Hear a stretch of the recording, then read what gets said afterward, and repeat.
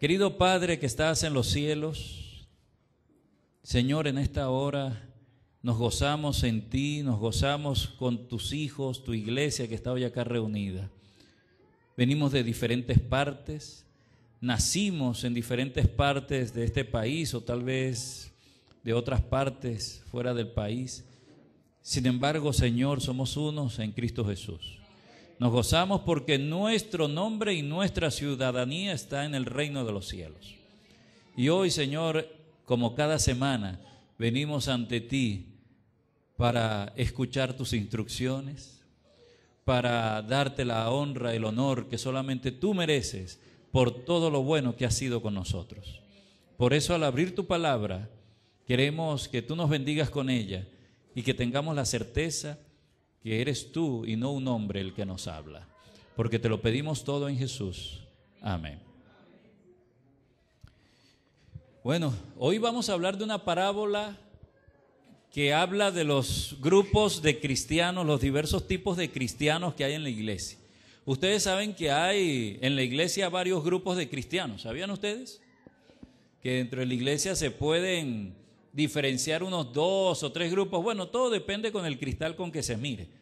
Por ejemplo, hay una historia que habla que nos enseña un poco de que por lo menos hay 3 grupos de cristianos.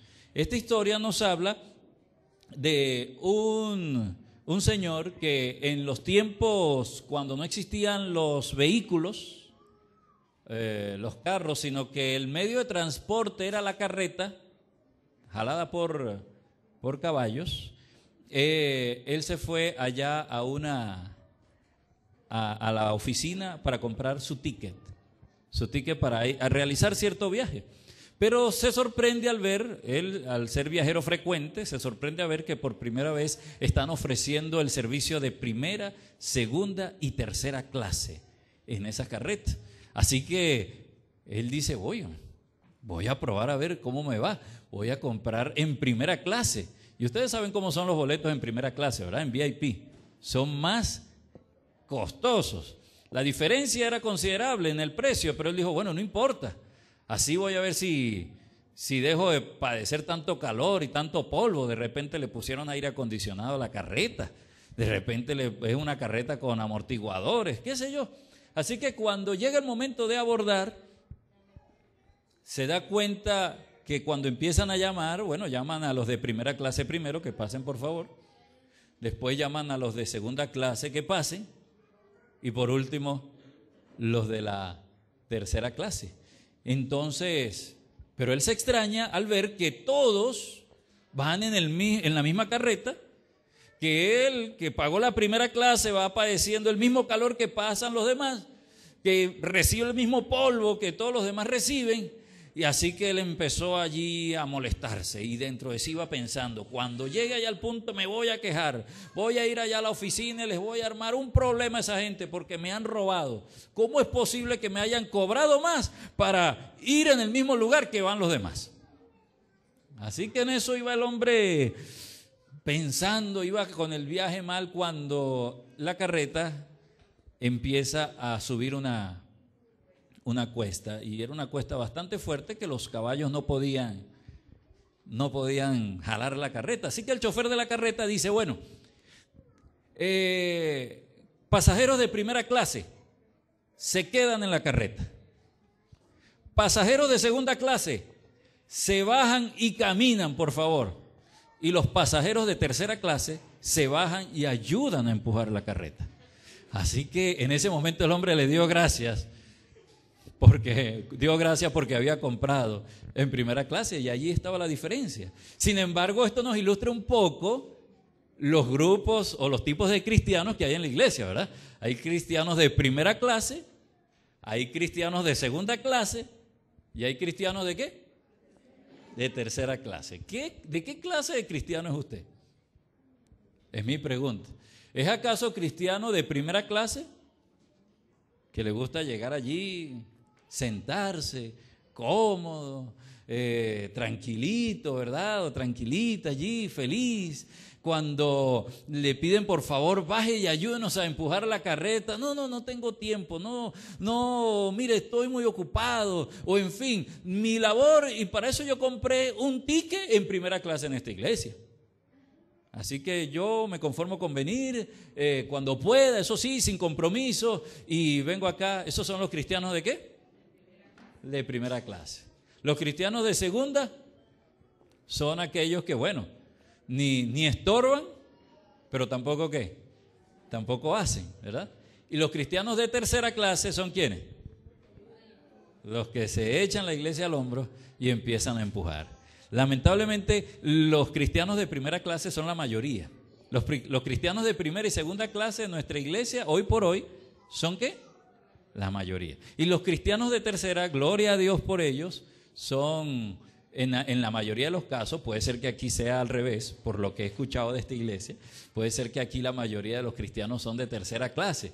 Pero no importa. Lo importante es, mi querido hermano, que si usted ha pensado que para ir al reino de los cielos hay que viajar en primera clase, bájese de esa carreta, porque el Señor quiere que usted y yo, hasta que Él venga por segunda vez, seamos cristianos ¿de qué?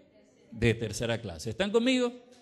Claro que sí, claro que sí. Ahora, cuando vamos al libro de Mateo, el capítulo 20, encontramos que el Señor clasificó a los cristianos en dos grupos. Esta historia los clasifica ¿en cuánto? En tres. Pero el Señor, en esta parábola, habla de que en la iglesia hay ¿dos qué? Dos grupos de cristianos. Y vamos a leer Mateo el capítulo 20. Tal vez una parábola que usted ha leído mucho, que tal vez se conoce de memoria, que tal vez hasta ha escuchado sermones en otras ocasiones con respecto a esta parábola, pero que hoy quiero que resaltemos algo muy, muy importante con respecto a lo que allí se dice. ¿Ya están ubicados? Mateo el capítulo 20.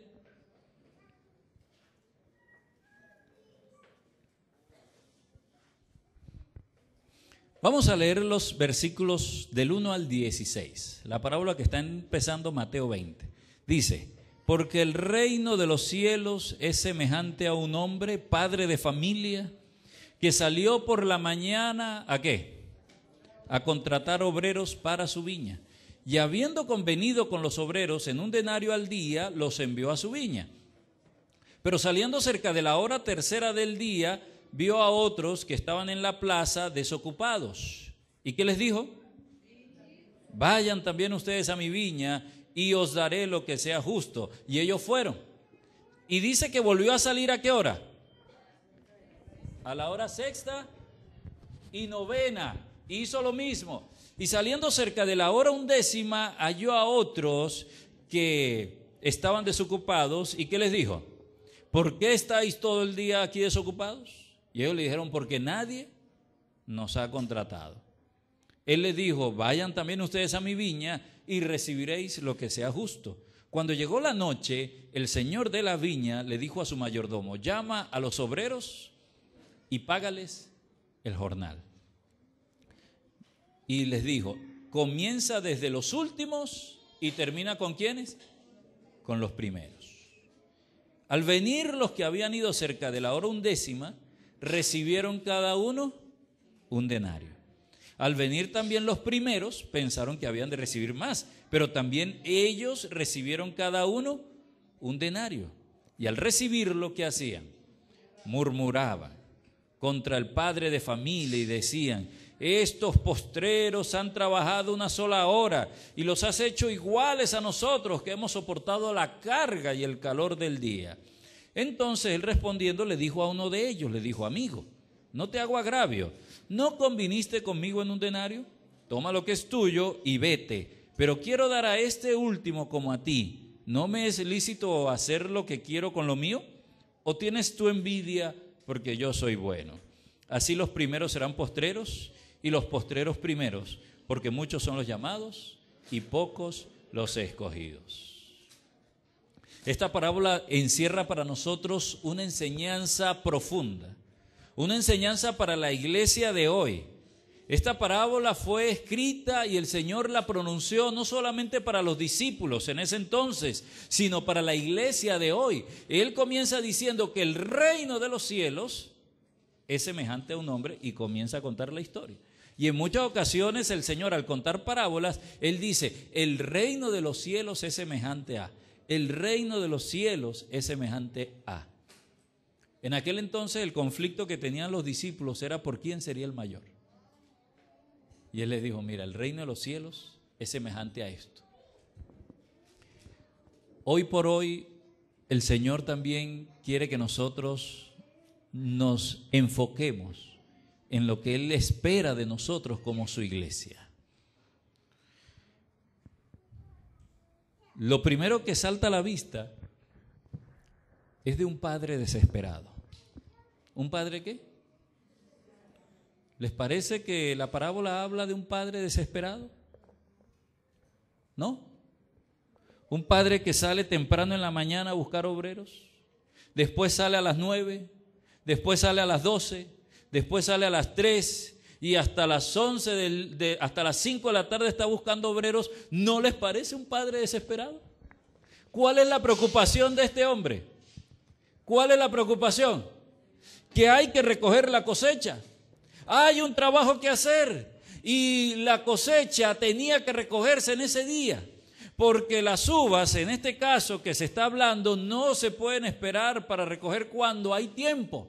No se puede esperar para recogerse cuando se consigan obreros. Tienen su tiempo de cosecha y el tiempo de cosecha había llegado. Los que son agricultores saben todo lo que se invierte, no solamente en tiempo, en dinero. Muchos empeñan sus casas o muchas cosas para invertirlo con la esperanza de que cuando venga la cosecha recuperar lo invertido y que quede ¿para qué? Para sostener su familia. Si una cosecha fracasa, no solamente es el perder esa fruta, es también perder ¿qué? Todo el dinero, quedar en deudas y dejar a su familia en una grave situación económica. Por eso el Señor dice que el reino de los cielos es semejante ¿a qué? A ese padre que salió temprano y buscó obreros y consiguió unos pocos y los mandó para la viña. Pero después se da cuenta que era mucho el trabajo que hacer y había que buscar más. Y si no lo hacía en ese momento, se podía perder buena parte de la cosecha. Así que va otra vez a la plaza y consigue más. Y va cada cierto tiempo, pero los que estaban a esa hora no estaban temprano. Por eso los va cada cierto tiempo y busca y llama y vayan para mi viña y trabajen. Y empieza a contratar y a contratar. Porque el padre sabe que el tiempo de la cosecha ha llegado y es ahora el tiempo de hacer el trabajo, no se puede dejar para después. Este padre ilustra y representa ¿a quién? ¿A quién representa? A Dios. ¿Podemos decir nosotros que nuestro Padre Celestial está preocupado? ¿Sí o no? Pudiéramos decir que nuestro Padre Celestial está un poquito, si cabe la expresión, porque Él no es humano, Él es Dios, que está un poquito desesperado. Claro que sí. ¿Saben por qué Él está desesperado?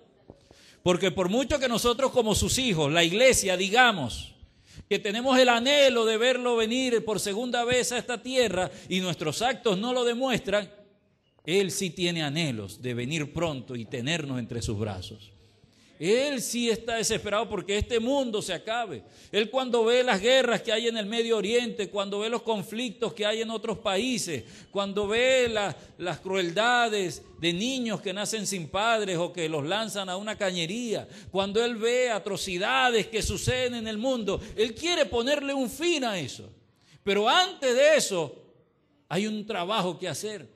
Y Él llama, sale cada momento, todos los días, sale y llama a través de su Espíritu Santo y a través de su iglesia, llama para que las personas se unan en ese trabajo de anunciarle al mundo que el Señor Jesús viene por segunda vez, de decirles que hay esperanza, que por mucha maldad que podamos ver en esta tierra, todo esto va a cambiar muy pronto. ¿Lo creemos o no lo creemos? Claro que sí, pero Él no va a venir sin que antes todo el mundo sepa. Y Él espera que tú y yo seamos parte de esto. Y algunos los llamó en la hora primera. Algunos tal vez tienen 50 años en la iglesia, no sé cuántos años. A otros los llamó la semana pasada o hace unas 2, 3 semanas, en la hora 11. Pero para todos la recompensa es la misma.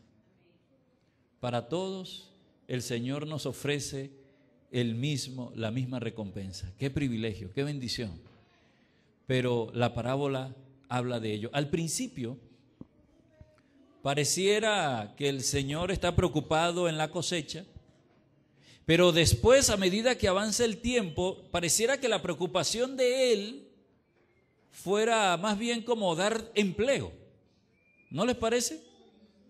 Cuando vamos viendo la parábola, porque ¿qué hace un señor buscando a las 5 de la tarde, cuando ya falta una hora para que se acabe el día, buscando obreros?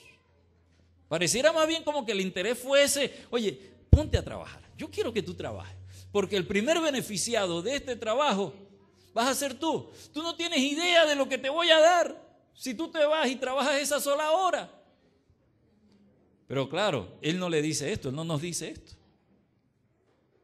Porque Él espera que nuestro servicio a Él sea como por amor, ¿verdad? Voluntario. Ahora bien, ahora entremos, después de hablar un poquito del Padre, que para mí es el personaje principal de esta parábola, y vamos a retomar una vez más con él al final. Ahora entremos a ver los dos grupos de obreros que hay. ¿Sí? Unos, el Señor fue, el padre de familia, se fue ¿a qué hora? A las 6 de la mañana, los consiguió y se fueron a trabajar. Pero después dice la Biblia que volvió y salió a las 9, volvió y salió a las 12, volvió y salió a las...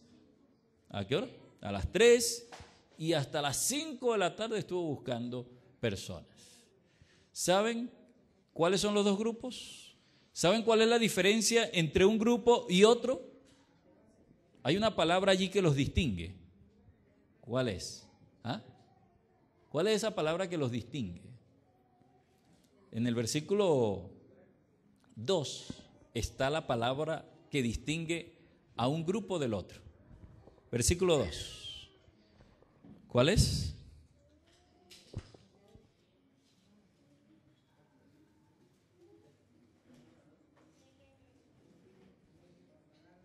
¿Cuál es la palabra que hace la diferencia entre un grupo de obreros, de cristianos y el otro grupo? ¿Cuál? Convenir. Esa es la palabra. Porque si usted lee la parábola, con los otros no aparece esa palabra. El primer grupo hace un contrato. ¿Con quién? Con el Padre. Cuando el Padre va en la mañana, a las 6 de la mañana, y se los consigue allí y le dice, miren, necesito trabajadores, ¿están dispuestos a trabajar? ¿Saben qué fue lo primero que ellos le dijeron? Un momentito, ¿cuánto hay para eso? ¿Va a haber cestatique? ¿Va a haber ley de política? ¿Va a haber bono navideño? ¿Va a haber seguro social? ¿Va a haber regalo para nuestros hijos? Bueno, en fin, empezaron. Y saben que hoy en día hay un chiste con eso, ¿no? Dicen que en Venezuela las personas, en nuestro país ahora, antes, cuando una persona va a buscar trabajo, lo primero que hace es eso, ¿no? No pregunta qué hay que hacer, sino pregunta cuánto voy a ganar. Bueno, eso fue lo que hicieron estas personas. Entonces, ellos querían hacer un contrato con el padre de familia. Y el padre le dice, bueno, les voy a dar lo que es justo. ¿Y qué era lo justo? Un denario al día. Ese era el sueldo mínimo estipulado por el gobierno en aquel entonces para todo trabajador. Se trabajaba, era por día y el pago era por día. No se habla como hoy en día el sueldo mínimo mensual. No, en otros países, en Estados Unidos, se habla del sueldo de la hora. En ese entonces se hablaba ¿de qué? Del día. Y ellos dijeron, ok, nos parece bien. Y se fueron a trabajar. Pero cuando el Señor se va a las 9 de la mañana, cuando este padre de familia se va a las 9 de la mañana, consigue, ¿y qué dice el versículo 4? Dice versículo 3 y 4, saliendo cerca a la hora tercera del día, vio a otros que estaban en la plaza desocupados y les dijo, vayan también ustedes a mi viña, ¿y qué? Y les daré lo que sea justo. ¿Y qué hicieron ellos? Ahí no dice que ellos, pero ¿cuánto hay para eso? No, ellos, bueno, vamos. Y se fueron. ¿Cuál era la actitud, verdad? Es una actitud diferente. Ahora, póngase usted a pensar, yo me pongo a pensar en los de la hora undécima. La hora undécima eran las 5 de la tarde. ¿Cuánto tiempo faltaba para que se acabara la jornada? 1 hora. Si a usted lo llaman a trabajar a esa hora, mire, véngase que necesito aquí terminar de echar esta placa y necesitamos gente a las 5 de la tarde. Usted a esa hora, si no ha trabajado en el día, está ¿cómo? Está bañadito, está arregladito, y ya usted se sacó de la mente, bueno, hoy perdí el día, ¿verdad? Y de repente llega alguien y le dice, venga, vamos a trabajar, yo te voy a pagar. Y usted de repente piensa, bueno, pero ¿qué me pueden pagar por 1 hora? Para trabajar 1 hora, yo prefiero no hacer nada. ¿Sí o no? Voy a gastar más en pasaje, en el agua que después para bañarme. Bueno, en fin, usted empieza a sacar cuenta y dice, no me conviene ir a trabajar 1 hora. Pero estas personas de la hora undécima, estos cristianos de la hora undécima, cuando Dios los llamó, cuando el Padre los llamó, dice que se fueron ¿cómo? Contentos, se fueron felices a trabajar. Porque ellos veían que ese Padre tenía una necesidad. Ellos veían que ese padre tenía un problema allí, quería terminar de recoger la cosecha y ellos dijeron, bueno, no importa, aunque sea 1 hora, vamos, y lo que podamos hacer, eso lo vamos a hacer para la honra y gloria de Él, de nuestro Señor. Y así se fueron ellos. Cuando llegó entonces el momento de pagar, bueno, ya ustedes conocen la historia, pero se dan cuenta que la Biblia habla de dos, allí esa parábola habla de 2 grupos, los de la hora sexta y los demás. Los primeros son los que hacen contrato con Dios. Hay cristianos que hacen contrato con Dios. ¿Sabían ustedes? Ese es el grupo, ese es uno de los grupos que hay en la iglesia. El cristiano que dice, y hay mucha gente que hace así, fuera de la iglesia, en el mundo hay mucha gente así, que los enseñaron así. Tal vez lo hacen inconscientemente y con toda sinceridad, pero no es correcto. Por ejemplo, cuando dicen, bueno, voy a peregrinar para tal templo, para tal virgencita, ¿a pagar qué? A pagar la promesa. Yo soy de Margarita, y allá en septiembre ahorita empieza la peregrinación de la gente, cantidad de gente que dice, yo voy a pagar la promesa a la virgencita X, la virgencita del Valle. Pero ¿qué pasa si no le hubiese dado a esa persona lo que estaba pidiendo? No pagan la promesa. Y hay personas que hacen así con Dios. Señor, si tú me das, ¿yo qué? Yo te doy. Señor, yo estoy dispuesto, mire, mi contrato contigo es guardar los mandamientos, es venir los sábados a la iglesia, eso sí, de 9 a 12, en letras chiquitas pon allí, de 9 a 12 de la mañana. Devuelvo mis diezmos y mis ofrendas, mis diezmos. Devuelvo mis diezmos, las ofrendas si me sobra. Y entonces el cristiano comienza a hacer una serie allí, un contrato con Dios. Y eso sí, espero que tú a mí no me falles. Espero que tú a mí me respondas en todo cuanto yo te pido. Porque cuando viene la hora chiquita de la crisis, cuando le vamos a pedir a Dios, entonces sí empezamos a sacar, oye, pero yo no entiendo si yo soy un buen cristiano. Si yo soy un hombre, una mujer que trato de hacer lo más que puedo. Y entonces para muchos llega a ser una crisis que termina ¿qué? Saliéndose de la iglesia. Porque ven a Dios como un Dios con quien hacer contratos. Y con Dios no se hace contratos. Porque si usted y yo hacemos contrato con Dios, vamos a recibir eso, lo justo. Dios es un Dios justo. Y vamos a recibir eso. ¿Vamos a recibir qué? Justicia. ¿Y saben qué? Si de justicia se trata, ninguno de nosotros merece recibir ni siquiera el aire que respira.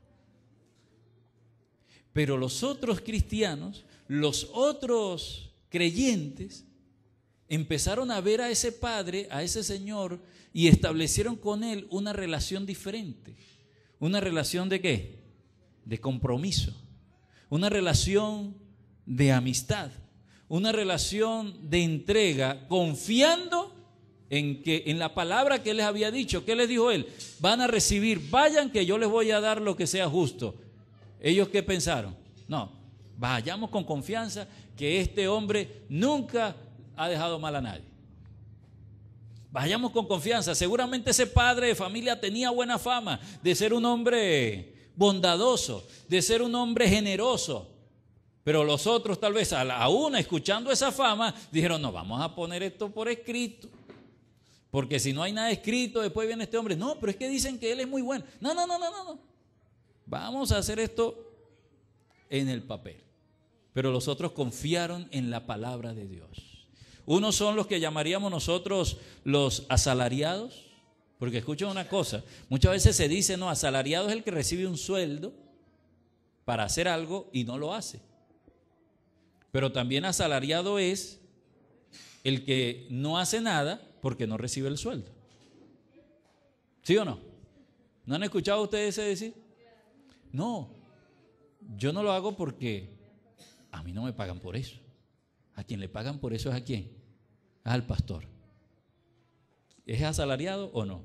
Porque usted espera, porque usted saca su cuenta, usted dice, bueno, pero es que una hora de trabajo yo taxeo y una hora que yo no dejé de taxear es cuánto, que yo me puedo perder allí. Tanto dinero. Hermanos, el Señor promete que aquel que se emplee en su servicio, Él le va a dar mucho más de lo que usted y yo merezcamos. Yo lo he visto, lo he vivido, lo he visto en hermanos que se dan todo por la causa de Cristo y el Señor nunca les falta. Más bien ellos reciben mucho más. Ahí en la clase decíamos, en la clase de escuela sabática decíamos, esos estudiantes que dicen, oye, yo no entiendo, yo estudio sábado y domingo y no saco buenas notas, pero tú estudias solamente el domingo porque el sábado estás en tu iglesia y te va bien, porque Dios es el que coloca ¿qué? La bendición. Dios es el que te hace dar a ti esas bendiciones, no eres tú. Y terminamos recibiendo mucho más de lo que nosotros merecemos. Por eso el padre, con toda intención, le dijo a su mayordomo que empezara pagando el dinero, ¿por quiénes? Por los últimos. Porque él quería que los primeros viesen lo que estaba sucediendo. Porque él quería que si él le hubiese pagado a los primeros, se hubiesen ido y no hubiesen visto ¿qué? La bondad de Dios. No hubiesen visto lo bueno que era el Señor. Le dijo, empieza por los primeros, por los últimos. Y cuando los primeros empezaron a ver, le dieron un denario por una hora. No, a nosotros nos deben dar 12 denarios.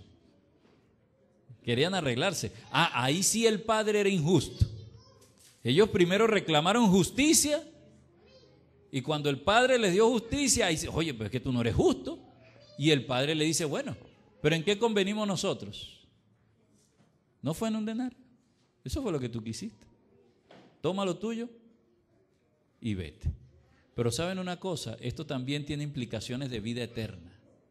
Porque el cristiano que quiera estar haciendo contrato con Dios, difícilmente va a heredar el reino de los cielos. Dios quiere que nuestra relación con Él sea una relación de fe. Dios quiere que nuestra relación con Él sea una relación en la cual nosotros experimentemos la gracia de Dios. Y finalmente de esto es lo que habla la parábola, de la gracia de Dios. ¿Saben lo que es la gracia de Dios? La palabra gracia, a mí me gusta definirla como recibir aquello que no merecemos. Esas personas, esos trabajadores no se merecían eso. Pero Dios vio en su corazón ese deseo de trabajar. Dios vio en su corazón ese anhelo de hacer lo mejor para Él, que Él se gozó en darles más de lo que ellos merecían. Vean lo que dice el libro Palabras de Vida del Gran Maestro con respecto a estos grupos. Con respecto al primero, dice, el Señor desea que confiemos en Él sin hacer preguntas con respecto a nuestra recompensa. Los primeros trabajadores de la parábola representan a aquellos que a causa de sus servicios exigen que se los prefiera sobre los demás. Realizan su obra con espíritu de congratulación propia y no ponen en ella abnegación y sacrificio. Pueden haber profesado servir a Dios durante toda su vida. Pueden haber sido delanteros en soportar duros trabajos, privaciones y pruebas y por lo tanto se creen merecedores de una gran recompensa. Quieren que los pongan en mejores lugares, etcétera, etcétera. Pero escuchen bien lo siguiente. no es la cantidad de trabajo, no es la cantidad de trabajo que se realizan o los resultados visibles, sino el espíritu con el cual la obra se efectúa lo que le da valor ante Dios. ¿No es qué? No es ni la cantidad, ni qué, ni los resultados. Es el espíritu lo que el Señor ve. Si hay en nosotros un espíritu de contrato, si hay en nosotros un espíritu de orgullo, si hay en nosotros o hay en nosotros un espíritu de abnegación, de amor, porque puede ser que haya un cristiano que trabaje todos los días dando estudios bíblicos, pero lo hace para que cuando cierre el año, ¿verdad?, el pastor o el anciano pueda decir: esta alma llegó a los pies de Cristo gracias a la labor de fulanito de tal. ¿Cómo puede ser que haya un hermanito que solamente puede dedicar media hora a la semana para el Señor Jesús, pero lo hace con todo cariño, con todo amor, con el mejor empeño? Él quisiera dar más, y en la medida que el Señor le va permitiendo, él lo puede ser que lo vaya dando. Pero ¿quién creen ustedes que el Señor mira con agrado? ¿A quién? ¿Al que dedica 2 horas todos los días para predicar, o a ese que dedica media hora a la semana? A ese que dedica, ¿verdad? Porque el Señor no mira lo que hacemos ni las cantidades, Él mira lo que hay en nuestro corazón, y eso solamente lo conoce Dios, eso solamente lo conoce Él. Mi querido hermano y amigo, yo quiero terminar contándote una historia de abnegación, de sacrificio, que cuando el Señor Jesús venga por segunda vez, va a ser una reprensión para muchos de nosotros, que cuando Dios nos llama muchas veces decimos: no tengo tiempo, o no puedo, o quiero pero no me comprometo. Mire, no me nombre allí de director o de subdirector, yo voy a apoyar, no se preocupen, yo voy a apoyar, pero no me coloque allí en ningún cargo. Hace unos años en Cuba, en La Habana, se estaba realizando una serie de graduaciones de estudios bíblicos. La Voz de la Esperanza, allí estaba el pastor Frank González, estaba dirigiendo esta graduación de personas que se graduaban al terminar los cursos de La Voz de la Esperanza: Tiempo Joven, Hogar Feliz. Pero mientras él está allí haciendo eso, él, en un momento de la celebración, él manda a llamar a una señora. Yo estoy escuchando, yo no lo estoy viendo, yo estoy escuchando el programa por radio, y entonces él llama a esta hermanita, que llamaremos María para efectos de esta prédica, y empieza María a subir. Pero él dice: mire, tengamos un poquito de paciencia, porque nuestra hermana María, ella no puede caminar muy rápido. Y cuando finalmente la tiene allí al lado, él le dice a las personas: miren, nuestra hermana María es ciega, y ella hoy, de su esfuerzo, se están graduando 100 personas del curso, y de esas 100, 9 han llegado a los pies de Jesús a través del bautismo. Y él le dice: mi hermana, yo quiero que usted me diga cómo es que usted hace esto. Y ella, se sentía la voz de esas hermanitas humildes, que tal vez ni leer sabían, de esas personas que tal vez mucho grado de estudio no tienen, pero que lo que sí tenían o tienen es un profundo amor por Jesús. Él le dijo: bueno, pastor, mire, yo le pedí a mi hijo 1 vez, 2 veces a la semana que me llevara y me dejara allí sentada en una placita, en un banco. Allí me sentaba yo en un banco, y cuando escuchaba que una persona se acercaba, yo decía: joven, venga acá, acérquese. Y la persona se acercaba y le decía: mire, ¿a usted le gustaría recibir un curso por correspondencia en su hogar? Es un curso que trata de esto. Y ella le contaba. Si la persona decía que sí, ella le decía: bueno, anótese aquí, por favor, déjeme su nombre, su dirección en este papel, y los van a estar visitando. Y claro, el que hacía el papel de visitar eran los carteros misioneros. Pero ella de vez en cuando llamaba a estas personas, le pedía a su hijo: mira, por favor, márcame allí este número para llamar a esta persona y preguntar a ver cómo le va. Y dice ella: pastor, ha sido de esa manera, humildemente, para la gloria de Dios, como podemos ver este trabajo aquí. Y hay personas en nuestra iglesia que tienen sus manos completas, sus pies, pueden ver, podemos oír, y sin embargo colocamos tanta excusa. Queremos decirle al Señor: Señor, está bien, yo te puedo dedicar 1 hora diaria, pero dame primero un mejor trabajo. Dame primero un trabajo donde yo pueda ganar más y pueda entonces ahí sí dedicarme. Queremos hacer contrato con Él, pero Él quiere que nosotros demos primero el paso, para que de esta manera podamos ver por su gracia y por su amor cómo nuestra fe crece y cómo esos milagros se producen en nuestra vida. Por eso ese padre de familia hasta las 5 de la tarde siguió buscando gente, porque los primeros beneficiados de ese trabajo en la viña eran ¿quiénes? Eran ellos, somos nosotros. Yo quiero preguntar en esta mañana: ¿cuántos de los que están aquí les gustaría decirle al Señor: Señor, perdóname si hasta el momento yo he tenido solamente un contrato contigo? Hoy delante de ti rompo este contrato y quiero ahora vivir una vida entregada a ti, una vida confiando en tus promesas. Tú me pides que haga tu obra, dame la fe para hacerlo y saber que aún así tú vas a suplir mis necesidades, y saber que aún así tú vas a darle la salud a mi familia, y saber que aún así tú vas a proveer del alimento diario para mi hogar.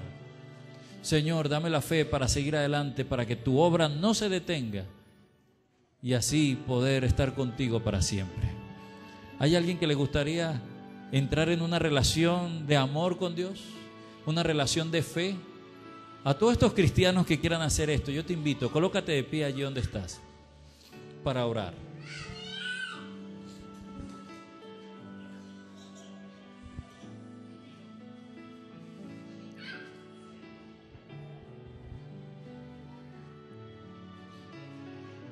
Querido Padre que estás en los cielos, Señor, qué bueno que solamente tú conoces nuestro corazón y que nos vas a juzgar por lo que hay en nuestro corazón. Aquí, Señor, hay cristianos, hay hijos tuyos que tal vez se sentían mal porque han querido hacer más por ti, han querido dedicar más tiempo, han querido dar más de su dinero para tu causa, pero no han podido. Pero Señor, lo que han hecho, lo han hecho con corazón, con fe, con amor hacia ti. Dales la certeza de que tú te agradas de ellos y que has de darles de tu gracia, que has de darle más de lo que ellos y cualquiera de nosotros se merece. Pero también, oh Padre, si hay aquí algún cristiano, algún hijo tuyo que ha sido falto de fe, que ha querido ver primero tus milagros, que ha querido ver primero que el mar rojo se abra para poder pasar. Si hay aquí algún cristiano que ha querido primero ver que tú suples las necesidades de su hogar para entonces comprometerse contigo, Señor, perdónalo. Hoy esta persona ha entendido cómo es nuestra relación contigo y quiere hoy comenzar una relación ya no de contrato, sino una relación de fe, una relación de caminar diariamente al ver cómo tú suples todo cuanto nosotros necesitamos. Señor, que en los días por venir, el próximo sábado, nosotros podamos contar aquí testimonios de cómo en esta semana que entra, al ponerte a ti en primer lugar en nuestras vidas, al comprometernos contigo, aquellas cosas que también nos angustiaban, el pan, la salud, el vestido, tú lo supliste, Señor, para nosotros milagrosamente. Oh Padre, llévanos con bien a nuestros hogares, con la certeza de que quieres usarnos en tu viña, de que hay mucho trabajo que hacer, que ese puesto que nosotros ocupamos nadie más lo puede ocupar y que tú esperas que nosotros hagamos esta tarea para la honra y gloria tuya y para que tu reino venga pronto. Oh Padre, gracias por escucharnos. Cúbrenos con tu gracia maravillosa. Te lo pedimos todo y agradecemos en Jesús.